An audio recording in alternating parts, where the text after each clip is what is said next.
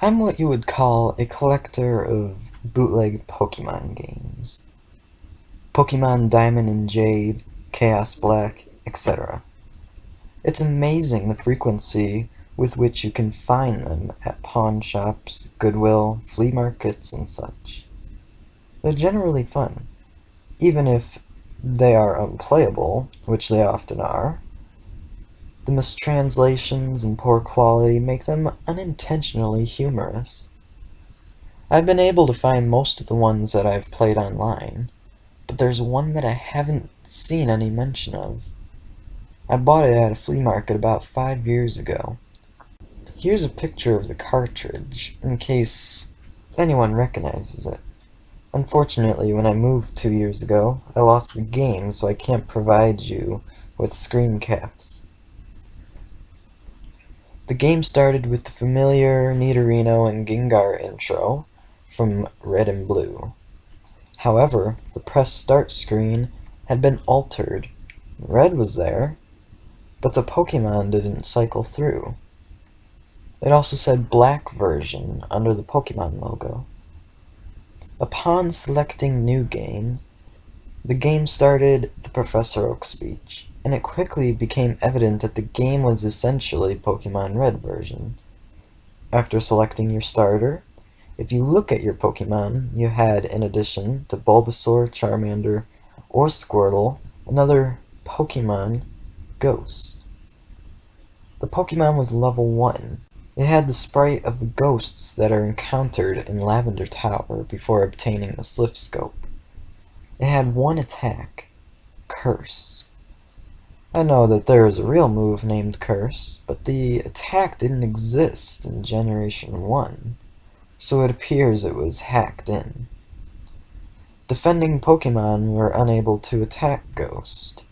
It would only say they were too scared to move. When the move Curse was used in battle, the screen would cut to black. The cry of the defending Pokemon would be heard, but it was distorted, played at a much lower pitch than usual. The battle screen would then reappear, and the defending would appear in the corner. They would have one fewer Pokeball. The implication was that the Pokemon died. What's even stranger is that after defeating a trainer and seeing Red receive $200 for winning, the battle commands would appear again. If you selected Run, the battle would end as it normally does. You could also select Curse. If you did, upon returning to the overworld, the trainer's sprite would be gone. After leaving and re-entering the area, the spot where the trainer had been would be replaced with a tombstone like the ones at Lavender Tower. The move Curse was not usable in all instances. It would fail against ghost Pokemon. It would also fail if it was used against trainers that you would have to face again, such as your rival or Giovanni.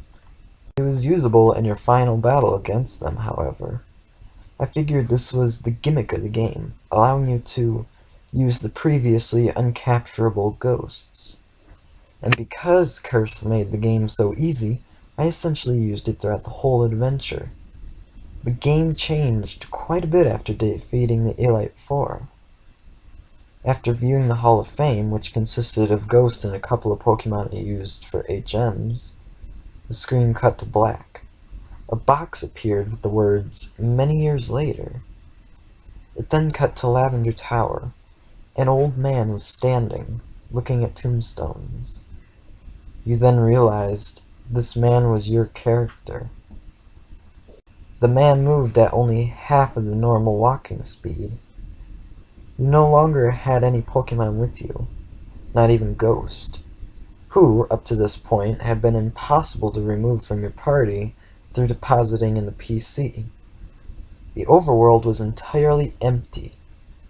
There were no people at all. There were still the tombstones of the trainers that you used Cursed on, however.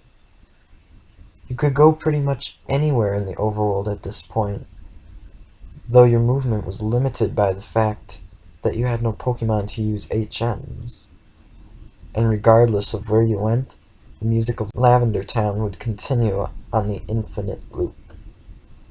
After wandering for a while, I found that if you go through Diglett's cave, one of the cuttable bushes that normally blocks the path on the other side is no longer there, allowing you to advance and return to Pallet Town. Upon entering your house and going to the exact tile where you start the game, the screen would cut to black. Then a sprite of a Caterpie appeared.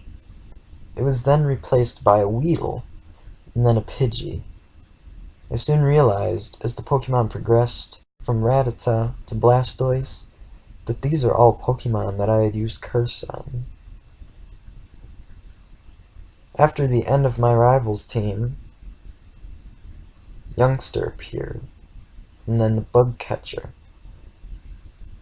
These were trainers I had cursed. Throughout the sequence, the Lavender Town music was playing, but it was slowly decreasing in pitch. By the time your arrival appeared on screen, it was little more than a demonic rumble. Another cut to black.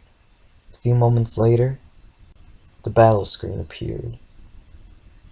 Your trainer sprite was now that of an old man, the same one as the one who teaches you how to catch Pokemon in Viridian City. Ghost appeared on the other side, along with the words, "Ghost wants to fight." You couldn't use items, and you had no Pokemon. If you tried to run, you couldn't escape. The only option was fight. Using fight would immediately cause you to use struggle, which didn't affect the ghost, but did chip off a bit of your own HP. When it was Ghost's turn to attack, it would simply say nothing. Eventually, when your HP reached a critical point, Ghost would finally use Curse. The screen cut to black a final time. Regardless of the buttons you pressed, you were permanently stuck on this black screen.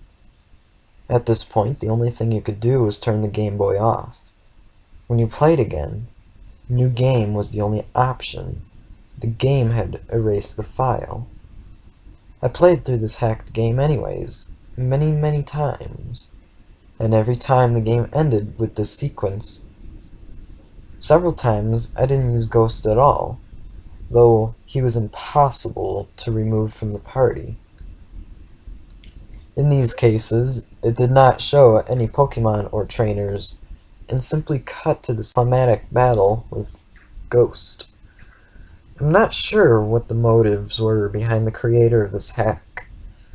It wasn't widely distributed, so it was presumably not for monetary gain. It was very well done for a bootleg. It seems he was trying to convey a message, though it seems I am the sole receiver of this.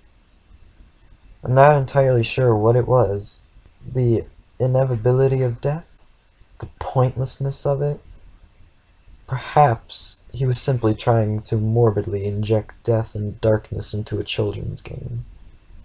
Regardless, this children's game has made me think, and it has made me cry.